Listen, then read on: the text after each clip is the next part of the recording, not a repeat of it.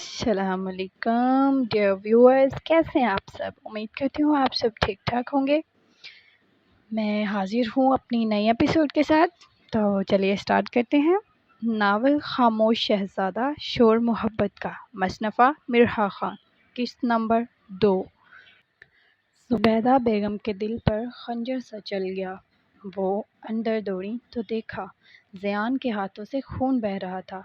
उसने टूटे शीशे पकड़ लिए थे।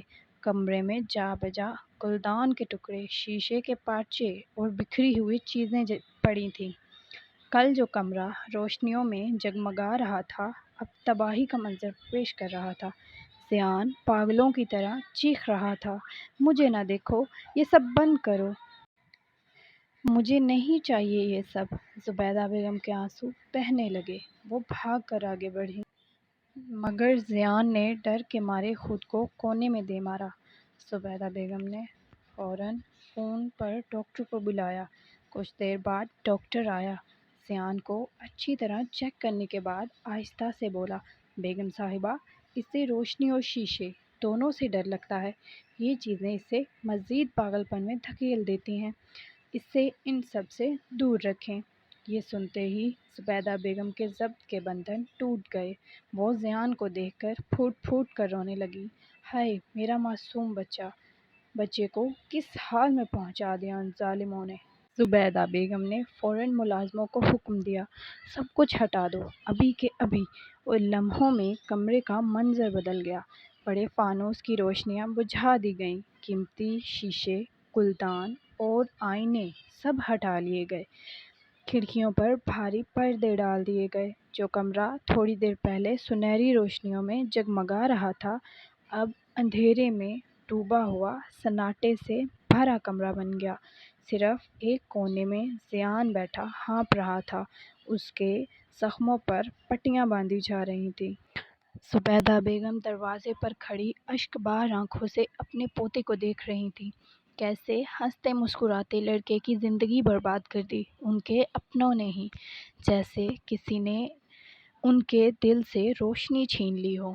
कमरा अब तारीकी में डूबा हुआ था। सिर्फ एक नन्ही सी लैंप की मध्यम रोशनी ज़ियान के बिस्तर के करीब जल रही थी। ज़ुबैदा बेगम आहिस्तगी से आगे बढ़ी और अपने सहमे हुए ज़ियान को बहलाने लगी। उन्होंने नरमी से कहा, डरने की ज़रूरत नहीं, मैं हूँ तुम्हारे पास, आओ बिस्तर पर लेट जाओ। ज़ियान मासूम बच्चों की तरह सहमा हुआ उनकी तरफ देखने लगा। ज़ुबैदा बेगम ने उसका हाथ थामकर नरमी से बिस्तर पर लिटा दिया। डॉक्टर जाते हुए उन्हें दवाएं दे गया था। डॉक्टर ने उन्हें बताया कि इस वक्त ज़ैद के जिस्म और दिमाग दोनों को आराम चाहिए। ये दवाएं खिलाएं, वरना ये मज़ीद कमज़ोर हो जाएगा। ज़ुबैदा बेगम ने गोली पानी के साथ ज़ियान को दी। ज़ियान ने किसी ज़िद के बगैर चुपचाप गोली निगल ली और कुछ ही देर में उसकी पलकें बोझल होने लगीं। चंद लम्हों बाद वो सुकून से आंखें मूंद कर नींद की वादियों में खो गया। उसकी सांसों का उतार चढ़ाव मध्यम पड़ गया, जैसे परसों बाद उसे थोड़ा सा सुकून मिला हो। ज़ुबैदा बेगम उसके सिरहाने बैठ गईं। उन्होंने कांपते हाथों से ज़ियान के बालों पर हाथ फेरा और दिल के ज़ख्म आंखों के रास्ते बहने लगे। इतना शोर शराबा, इतनी चीखों की आवाज़ सुनकर भी जहांगीर साहब और उनकी औलाद में से कोई भी ज़ियान को देखने नहीं आया। जबकि जब ज़ियान ठीक था, कैसे उनकी छोटी से छोटी तकलीफ तड़प उठता था। बहुत ही बेहिस लोग हैं। आज ज़ुबैदा बेगम को यकीन हो चला था। आंखों से बहते आंसुओं के साथ वो रब के हजूर झुक गईं। या अल्लाह, ये मेरा मासूम ज़ियान है, मेरा शहज़ादा, इस पर अपनी ख़ास रहमत फरमा दे। इसके दिल से खौफ और अंधेरे मिटा दे। इसकी ज़िंदगी खुशियों से भर दे। इसे सुकून दे, मोहब्बत दे, अपनों की वफ़ा दे। या रब, मेरा ज़ियान फिर वही हंसता खेलता बच्चा बन जाए जो सबको अपनी मासूमियत से खुशी देता था। या अल्लाह, मेरे इस लख्ते जिगर को अपनी अमान में रख, इसे कभी तन्हा न छोड़। वो इसे वो मकाम दे जो इसका हक है। زبیدہ بیگم کی آواز رند گئی۔ وہ زیان کے چہرے پر ہاتھ رکھے روتی رہیں۔ کمرے میں اب صرف زیان کی پرسکون نیند اور ایک دادی کی دعا کی گونج باقی رہ گئی تھی۔ جب دل کی گہرائیوں سے نکلی ہوئی دعا عرش تک جا پہنچتی ہے تو رب کبھی بھی اسے رائیگاں نہیں جانے دیتا۔ زبیدہ بیگم کی دعا بھی زیان کے لیے ایسی ہی تھی، دعا جو آنسوؤں کے دریا سے نکلی تھی، ٹوٹی ہوئی امیدوں کے سہارے بہی تھی۔ وہ کیسے عرش کے دروازوں کو نہ چھوتی۔ ہر کرب کے بعد راحت ہے، ہر اندھیرے کے بعد روشنی ہے، ہر ٹوٹنے کے بعد سمجھ جانا ہے۔ اب دیکھنا یہ تھا کہ زیان کی اجڑی ہوئی زندگی میں وہ روشنی کس روپ میں اترنے والی تھی۔ پاکستان کے بڑے ایئرپورٹ کا مصروف حال، جہازوں کی آمد و رفت کے اعلانات، سامان گھسیٹتے مسافر اور ایک ہجوم، لیکن اس ہجوم میں ایک چہرہ سب کی توجہ اپنی طرف کھینچ رہا تھا۔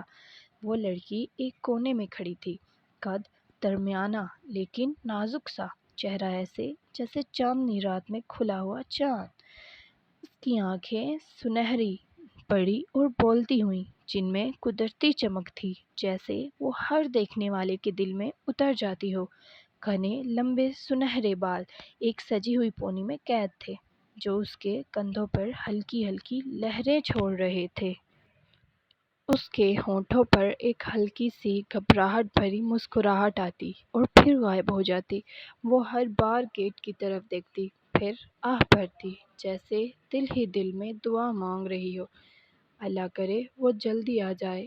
ایئرپورٹ کے ہجوم میں کھڑی وہ معصوم سی لڑکی، جسے سب حیرت سے دیکھ رہے تھے۔ کوئی نہیں جانتا تھا کہ یہ حسین چہرہ ایک دکھ بھری کہانی کا آئینہ ہے۔ زویا کا تعلق ایک غریب گھرانے سے تھا۔ بچپن میں ہی والدین کا سایہ اس کے سر سے اٹھ گیا، یتیم خانہ ہی اس کا گھر بن گیا۔ لیکن اس یتیمی اور محرومی کے باوجود زویا کی آنکھوں میں خواب تھے۔ وہ پڑھائی میں ہمیشہ آگے رہی، کتابیں اور قلم ہی اس کا سہارا تھے۔ اس کے دل میں ایک اور شوق بھی پل رہا تھا، فیشن ڈیزائننگ کا۔ رنگوں، کپڑوں اور ڈیزائنز سے کھیلنا اسے زندگی دیتا تھا۔ وہ سوچتی تھی کہ ایک دن اپنے خوابوں کو حقیقت میں ڈھال لے گی۔ قدرت نے اس کی محنت رنگین کر دی۔ کراچی کی سب سے بڑی یونیورسٹی میں اسے اسکالرشپ ملی۔ وہاں اس نے ٹاپ کیا، اپنی ذہانت اور ہنر سے سب کو حیران کر دیا۔ اساتذہ کہتے تھے، زویا صرف اس یونیورسٹی میں ہی نہیں، یہ پوری دنیا میں نام کمائے گی۔ اب قسمت نے اسے ایک نیا راستہ دیا تھا۔ مزید تربیت اور فیشن ڈیزائننگ کے کورس کے لیے اسے ملیشیا بھیجا جا رہا تھا۔ اسی لیے وہ آج کراچی کے ایئرپورٹ پر کھڑی تھی، معصوم سنہری آنکھوں میں خواب سجائے، اپنی نئی زندگی کی طرف قدم رکھنے کو تیار۔ ہجوم میں ہر کوئی اپنی دنیا میں گم تھا، مگر زویا، وہ اپنی کہانی کا نیا باب شروع کرنے کے لیے کے دہانے پر کھڑی تھی۔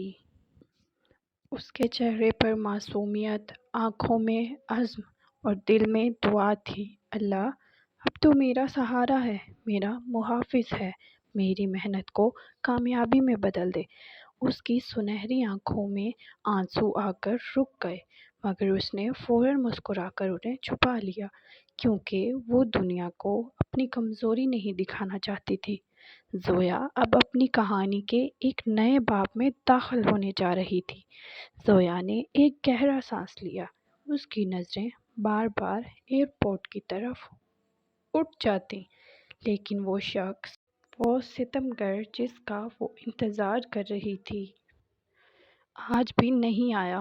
زویا کے ہونٹ کپکپا گئے، دل کسی اندیکھی کسک سے بھر گیا۔ وہ مدھم سی آواز میں بڑبڑائی، وہ ستمگر آج بھی نہیں آیا۔ یہ کہتے ہی زویا نے اپنے نازک ہاتھوں سے گلے میں پہنا ہوا ایک چھوٹا سا لاکٹ مضبوطی سے تھام لیا۔ وہ لاکٹ عام نہیں تھا، یہ ایک نازک سا ٹکڑا تھا جس میں لال پتھر جڑا ہوا تھا، لیکن اصل راز اس کی ساخت میں چھپا تھا۔ یہ لاکٹ 2 حصوں میں بٹا ہوا تھا۔ ایک آدھا حصہ زویا کے پاس تھا اور دوسرا آدھا کسی اور کے پاس۔ جب یہ دونوں حصے اکٹھے ہوتے تو وہ ایک مکمل دل کی شکل بنا دیتے۔ یہ دل صرف ایک نشانی ہی نہیں بلکہ ایک وعدہ تھا، بچپن کا وعدہ، پہلی محبت کا وعدہ، وہ وعدہ جو زویا نے آج تک اپنے دل میں زندہ رکھا ہوا تھا۔ زویا نے لرزتے ہوئے اپنے حصے کو مٹھی میں سختی سے بھینچ لیا۔ اس کی آنکھوں میں آنسو تیرنے لگے لیکن ہونٹوں پر ایک تلخ مسکراہٹ آ گئی۔ یہ لاکٹ صرف ایک زیور نہیں رہا تھا، یہ اس کے دل کا راز تھا، ایک ایسے شخص کی نشانی جسے زویا نے برسوں سے اپنے دل کے سب سے گہرے کونے میں چھپا رکھا تھا۔ یہ کوئی عام تحفہ نہیں تھا، یہ تو اس کے دل کا ٹکڑا تھا، کسی بہت خاص کی نشانی جسے وہ آج تک اپنے دل کے قریب رکھے ہوئے تھی۔ چیک ان کے مراحل طے کر کے وہ جہاز میں جا بیٹھی۔ سیٹ پر بیٹھتے ہی اس کا دل زور زور سے دھڑکنے لگا۔ یہ اس کی زندگی کا سب سے بڑا سفر تھا۔ وہ پہلی بار اپنے ملک، اپنے شہر، اپنی زمین کو چھوڑ کر اتنی دور جا رہی تھی۔ اس کی آنکھوں میں ڈر تھا، دل کہہ رہا تھا پتہ نہیں آگے کیا ہوگا، پتہ نہیں میں سب سنبھال پاؤں گی بھی یا نہیں۔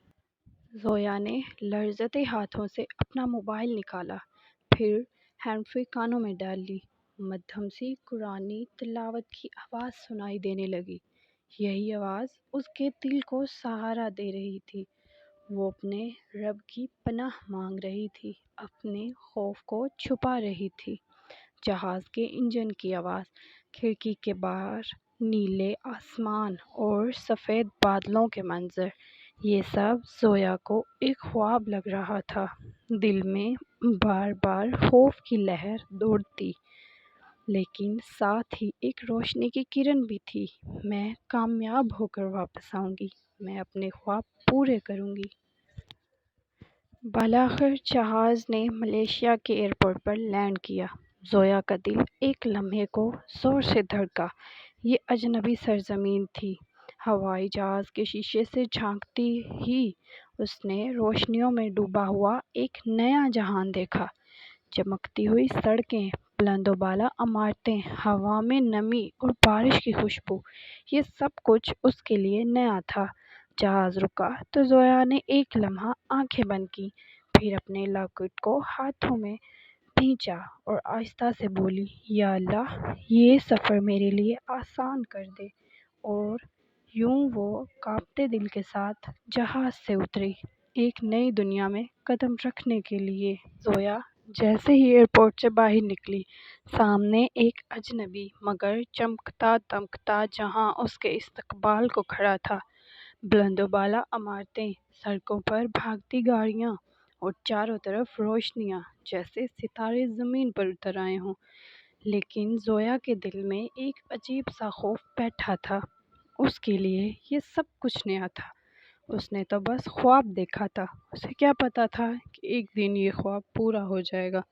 آنکھوں میں ہلکی نمی دکھائی دے رہی تھی اس نازک سی گڑیا کے۔ وہ اپنے دل کو بار بار تسلی دیتی، اپنے گلے میں پڑے لاکٹ کو چھوتی اور آہستہ آہستہ سامنے کھڑی ٹیکسیوں کی طرف قدم بڑھائے، انہیں ایڈریس دکھاتے گاڑی میں بیٹھ گئی۔ کچھ گھنٹوں بعد وہ ملیشیا کے سب سے بڑے بوتیک کے سامنے کھڑی تھی۔ یہ وہ جگہ تھی جہاں دنیا کے بڑے بڑے برانڈز کے ڈیزائن تیار ہوتے تھے۔ بلڈنگ شیشے کی بنی ہوئی تھی، جس کے اندر جھانکنے پر رنگوں کی دنیا، ماڈلز کے لباس اور ڈیزائنرز کی محنت جھلک رہی تھی۔ زویا کا دل ایک لمحے کو کانپ گیا۔ یا اللہ، یہ سب کچھ تو ایک خواب کی مانند لگ رہا ہے، کیا میں واقعی یہاں کا حصہ بن سکوں گی؟ لیکن وہ خود کو سنبھالتی، گہرا سانس لیتی اور آہستہ آہستہ دروازے کے اندر داخل ہو گئی۔ اندر ایک حسین و جاذب نظر خاتون نے زویا کا استقبال کیا، نہایت باریک نقش و نگار والی، گویا کسی شہزادی کی طرح نازک۔ ان کا نام ایلیشیا تھا، جس کی عمر 25 سال تھی۔ इस बुटीक की हेड डिज़ाइनर। एलिशिया ने ज़ोया को देखते ही मुस्कुरा कर कहा, ओह, तो तुम हो ज़ोया। हमें तुम्हारी मेहनत और टैलेंट के बारे में पहले ही बताया जा चुका है। Welcome to Malaysia dear. ये सुनते ही ज़ोया के होंठों पर एक हल्की सी मासूम मुस्कुराहट आ गई, लेकिन उसके दिल की धड़कन अब भी बेकाबू थी। एलिशिया ने नहायत शफ़क़त से ज़ोया का हाथ थामा और उसे बुटीक का चक्कर करवाया। ये है हमारा वर्क फ्लोर, यहाँ डिज़ाइनिंग के खाके बनते हैं। ये कटिंग और स्टिचिंग का सेक्शन है और वहाँ शोकेस रूम, जहाँ हमारी कलेक्शन क्लाइंट्स को दिखाई जाती है। ज़ोया की आंखें सब देखकर चमकने लगीं। कितनी मेहनत, कितनी नफासत, उसने दिल ही दिल में कहा। एक दिन मेरे डिज़ाइन भी यहाँ सबके सामने आएंगे। एलिशिया ने उसके कंधे पर हाथ रखकर कहा, डोंट वरी डियर, शुरू में सब नया लगेगा, लेकिन मुझे यकीन है तुम बहुत आगे जाओगी। दिल में डर अब भी मौजूद था, अजनबी लोग, अजनबी ज़ुबान, अजनबी मुल्क, लेकिन ज़ोया ने हिम्मत नहीं हारी। वो अपने खौफ को छुपाए हुए पूरे इन्हमाक से हर काम सीखने लगी। कभी कागज़ पर डिज़ाइन बनाती, कभी कपड़ों के रंगों को परखती, कभी एलिशिया के सवालों के जवाब मासूमियत से देती। उसके अंदर एक खामोश अज़म जाग चुका था, मैं यहाँ अजनबी नहीं रहूँगी, मैं अपने ख्वाबों को हकीकत बना कर दिखाऊँगी। सब कहते ही ज़ोया की आंखें चमकीं। रात की खामोशी में अचानक ज़ियान के कमरे से एक चीख गूंजी। वो हड़बड़ा कर उठ बैठा। उसकी नीली आंखें खौफ से फैल गई थी। उसके चेहरे पर पसीना चमक रहा था। बचाओ, मुझे मत मारो, मैंने कुछ नहीं किया, मैं पागल नहीं हूँ। वो चीखते हुए कमरे के कोने में दुबक गया, अपने दोनों कानों को हाथों से बंद कर लिया, जैसे अब भी वही आवाज़ें, वही अंधेरा, वही डर उसे घेर रहा हो। ज़ुबैदा बेगम ने जैसे ही ज़ियान के पोर्शन में कदम रखा, अपने जिगर के टुकड़े की चीखें सुनी। उनका दिल दहल गया। उन्होंने तेज़ तेज़ कदम ज़ियान के कमरे की तरफ बढ़ाए। कमरे का दरवाज़ा खुला तो सामने वो मंज़र था जिसने उनकी आँखों को अश्कों से भर दिया। ज़ियान कोने में सिकुड़ कर बैठा हुआ था। उसके चेहरे पर खौफ की लकीरें थीं और उसकी नीली आंखों में पानी झिलमिलाने लगा था। ज़ियान, मेरे बच्चे।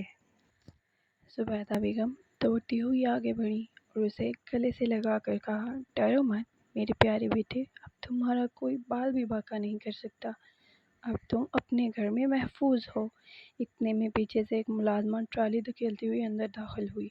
ट्राली पर हर तरफ खुशबुएं बिखरी हुई थीं। उसमें वो सब कुछ रखा था जो कभी ज़ियान को बहुत पसंद था। सफ़ेद चावल के साथ चिकन कढ़ाई, गोल्डन फ्राइड बिरयानी, उसकी पसंदीदा मलाई बोटी, साथ में चिकन शामी कबाब और मीठे में खीर और गुलाब जामुन। ज़ुबैदा बेगम ने मुलाज़मा की तरफ देखा और आहिस्तगी से कहा, इधर नीचे ही रख दो। मुलाज़मा ने हुक्म की तामील की, सारा खाना नीचे लगा दिया। ज़ुबैदा बेगम ने ज़ियान के आंसू पोंछते हुए कहा, बेटा देखो, तुम्हारा पसंदीदा खाना आया है। याद है ना, कितना शौक से खाते थे। ये सब तुम्हारा है, सिर्फ तुम्हारा। ज़ियान ने लहज़ती नज़रें खाने की तरफ उठाईं, लेकिन फिर अचानक आंखें बंद करके ज़ोर से सर हिलाने लगा। नहीं, मुझे नहीं खाना, ये सब ज़हर है, मुझे मत मारो। ज़ुबैदा बेगम का दिल टूट गया। वो उसके हाथ थामकर रो पड़ी। मेरे शहज़ादे, कोई तुम्हें कुछ नहीं कहेगा, मैं हूँ ना तुम्हारे साथ, ये सब तुम्हारे लिए है। ज़ुबैदा बेगम ने ज़ियान के आंसू साफ किए और नहायत नरमी से उसका चेहरा अपने हाथों में थाम लिया। मेरे शहज़ादे, ये खाना तुम्हारा दुश्मन नहीं है, तुम्हारी पसंदीदा खुशबू है, तुम्हारी यादें हैं। याद है तुम कितनी ज़िद करते थे शामी कबाब के लिए। ज़ियान ने हिचकियाँ लेते हुए पलकें झपकाईं। उसके लर्ज़ते हाथ अभी भी दादी की कलाई को मजबूती से थामे हुए थे। ज़ुबैदा बेगम ने प्लेट में एक छोटा सा शामी कबाब रखा اور ٹکڑا توڑ کر اس کے منہ کے قریب کیا۔ صرف ایک نوالا میرے لیے زیان۔ زیان نے کانپتے لبوں سے انکار کرنے کی کوشش کی، لیکن دادی کے چہرے پر بہتے آنسو اور لرزتی مسکراہٹ دیکھ کر اس نے دھیرے سے نوالا قبول کر لیا۔ زبیدہ بیگم کی آنکھوں میں خوشی کے آنسو جھلملانے لگے۔ یہ ہوئی نا بات میرا شہزادہ۔ زیان نے چند زہر مارنے والے کھا لیے۔ کچھ ہی دیر بعد زیان کا دل تھوڑا نرم پڑا۔ زبیدہ بیگم نے اسے پانی کا گلاس تھمایا، جسے اس نے ایک ہی سانس میں ختم کر دیا۔ پھر زبیدہ بیگم نے اس کے ہاتھ میں میڈیسنز رکھی۔ یہ بھی کھا لو بیٹا، تاکہ تمہیں سکون کی نیند آ سکے۔ میرا دل ٹوٹ جاتا ہے جب تمہیں اس حال میں دیکھتی ہوں۔ زیان نے پہلے جھجک کر دیکھا، پھر دادی کی آنکھوں میں جھلکتے آنسو دیکھ کر چپ چاپ دوا نگل لی۔ زبیدہ بیگم نے اس کے بال سہلائے، اسے بستر پر لٹایا اور کمبل اڑا دیا۔ زیان نے آہستہ سے دادی کا ہاتھ مضبوطی سے تھام لیا، گویا وہ چاہتا ہو کہ یہ ہاتھ کبھی نہ چھوٹے۔ سو جاؤ میرے بیٹے، اللہ تمہارے خوابوں میں روشنی بھر دے، زبیدہ بیگم نے کانپتی آواز میں کہا۔ زیان کی پلکیں بھاری ہو گئیں، اس کی نیلی آنکھوں کی چمک مدھم پڑتی گئی اور وہ سکون کی نیند میں ڈوب گیا۔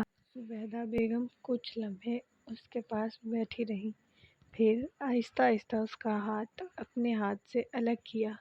ان کی آنکھوں سے آنسو ٹپک رہے تھے، لیکن چہرے پر ایک دعاؤں بھری مسکراہٹ تھی۔ وہ آہستگی سے کمرے سے باہر نکلی اور سیڑھیاں اتر کر اپنے حصے کی طرف واپس چلی گئیں۔ ملیشیا کی رات اپنی نرم چاندنی بکھیر رہی تھی۔ شہر کی روشنیوں سے جگمگاتے راستوں کے بیچ ایک بڑے بوتیک کی اوپری منزل پر چھوٹا سا کمرہ تھا۔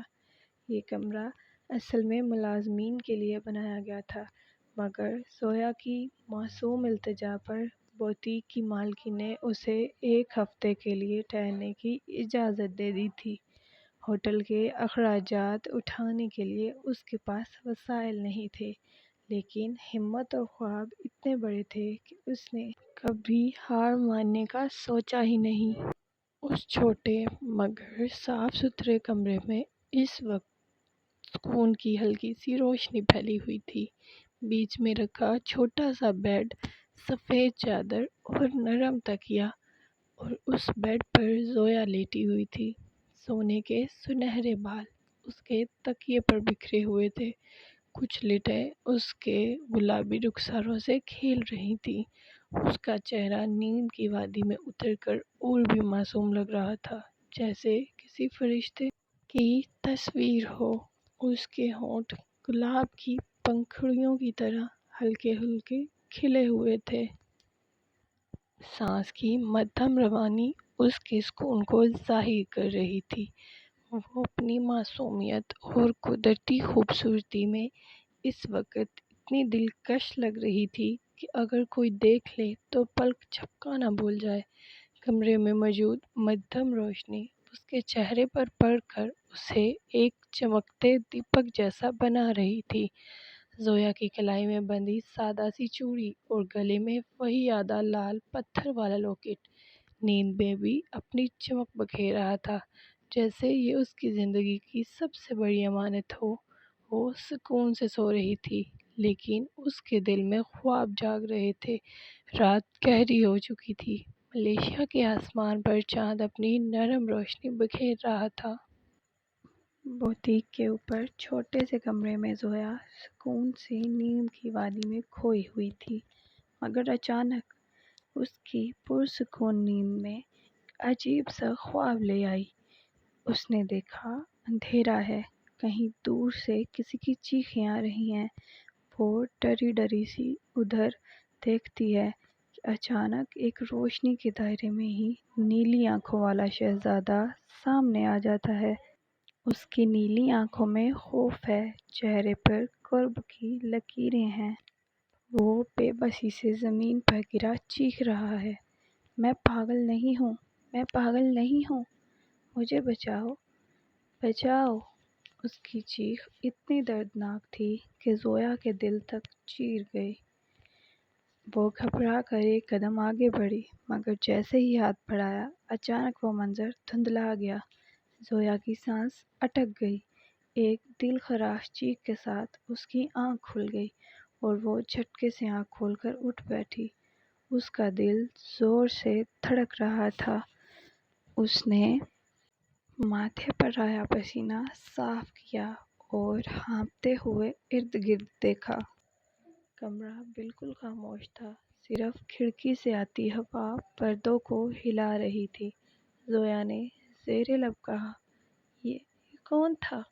میں نے اسے پہلے تو کبھی نہیں دیکھا، پھر بھی دل کیوں اتنا بے چین ہے؟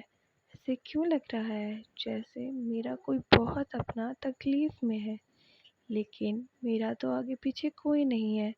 پھر یہ کون تھا؟ وہ تھک کر اپنے لال پتھر والے لوکٹ کو ہاتھ میں پکڑتی ہے، جیسے اس سے سکون لینے کی کوشش کر رہی ہو۔ پہلے کبھی ایسا خواب نہیں آیا۔ آخر یہ نیلی آنکھوں والا شخص کون ہے؟ وہ کیوں رو رہا تھا؟ اس کی آنکھوں میں الجھن اور خوف جھلک رہا تھا۔ وہ بے چینی سے کروٹ بدل کر پھر سے لیٹ گئی۔ شاید یہ سب میرا وہم ہے، مجھے کل کام پر توجہ دینی ہے۔ یوں سوچتے سوچتے وہ آہستہ آہستہ دوبارہ نیند کی آغوش میں چلی گئی۔ صبح کا نیا سورج ملیشیا کے آسمان پر اپنے سنہرے رنگ بکھیر رہا تھا۔ خان مینشن کی بلند و بالا دیواروں پر روشنی کی کرنیں پڑ رہی تھیں، مگر مینشن کے اندر ایک اور ہی منظر تھا۔ اوپر چوتھی منزل پر ذیان ایک جھٹکے سے نیند سے جاگا۔ اس کی سانسیں بے ترتیب تھیں، آنکھوں میں خوف اب بھی تیر رہا تھا۔ پھر اچانک وہ پاگلوں کی طرح بستر سے اٹھا اور دروازے کی طرف دوڑ پڑا۔ میں پاگل نہیں ہوں، میں پاگل نہیں ہوں۔ اس کے لب کپا رہے تھے، آواز میں درد بھرا تھا۔ ذیان بنا جوتے پہنے الجھے بالوں کے ساتھ آنکھوں میں نمی لیے تیزی سے سیڑھیاں اترنے لگا۔ اس کے قدموں کی دھمک پورے مینشن میں گونج رہی تھی۔ نیچے ہال میں زبیدہ بیگم صوفے پر بیٹھی تھی، ہاتھوں میں تسبیح تھی، آنکھیں بند کیے اپنے رب کو یاد کر رہی تھی۔ اچانک ذیان لڑکھڑاتے قدموں کے ساتھ سیدھا ان کے پاس آ پہنچا۔ وہ پھولتی ہوئی سانسوں کے ساتھ ان کی گود میں سر رکھ کر پھوٹ پھوٹ کر رونے لگا۔ دادی، میں پاگل نہیں ہوں، میں پاگل نہیں ہوں، مجھے سب غلط کہتے ہیں، میں برا نہیں ہوں۔ اس کی آواز کانپ رہی تھی، جسم لرز رہا تھا۔ وہ بار بار اپنی ہی بات دہرا رہا تھا، جیسے اپنی معصومیت کو سچ ثابت کرنے کی کوشش کر رہا ہو۔ زبیدہ بیگم کی آنکھوں سے آنسو بہہ نکلے۔ انہوں نے اپنے کانپتے ہاتھوں سے ذیان کے بال سہلائے، اس کے آنسو صاف کیے۔ میرے شہزادے، میرے ذیان، تم پاگل کیسے ہو سکتے ہو؟ تم تو میری جان ہو، میری دعا ہو، میرا مان ہو۔ یہ دنیا نہیں جانتی، مگر میں جانتی ہوں۔ میرا بیٹا بیمار ہے، مگر پاگل نہیں۔ ذیان نے سہمی ہوئی آنکھوں سے ان کی طرف دیکھا۔ اس کی نیلی آنکھوں میں درد کی ایک گہری لہر تھی، جیسے برسوں کا دکھ ان میں سمٹ آیا ہو۔ زبیدہ بیگم نے اسے اپنے بازوؤں میں سمیٹ لیا۔ ڈرو مت، جب تک تمہاری یہ دادی زندہ ہے نا، تمہیں کوئی کچھ نہیں کہہ سکتا۔ تم پاگل نہیں ہو، تم تو خان خاندان کی پہچان ہو، ذیان خان ہو۔ جاری ہے۔ سو ڈیئر ویورز، یہ تھی میری مزید چھوٹی سی کوشش۔ آئی نو میں نے آج بھی مسٹیک کر دی۔ ذیان کی جگہ بہت جگہوں پہ میں نے زید لکھا ہوا ہے، لیکن یار میں نے بہت کوشش کی ہے، پھر بھی پتہ نہیں کیوں اب جب میں نے ساری ایڈیٹنگ کر لی ہے، اب وائس اوور کرتے وقت مجھے وہ مسٹیکس دکھ رہی ہیں۔ یار پھر سے اگنور کرنا۔ انشاءاللہ نیکسٹ ایپیسوڈ میں پوری کوشش کروں گی کہ ایسی کوئی بھی مسٹیک نہ ہو۔ آپ کو کیسی لگی یہ ایپیسوڈ کمنٹس میں ضرور بتائیے گا، اور اپنی قیمتی رائے سے ضرور آگاہ کریے گا۔ لائک اور سبسکرائب ضرور کیجیے گا تاکہ میری اپڈیٹ آپ تک پہنچتی رہے۔ اوکے کیوٹیز، اپنا ڈھیر سارا خیال رکھیے گا، تو میں ہمیشہ یاد رکھیے گا، لائک سبسکرائب مت بھولیے گا۔ اوکے ٹھیک ہے، اللہ حافظ۔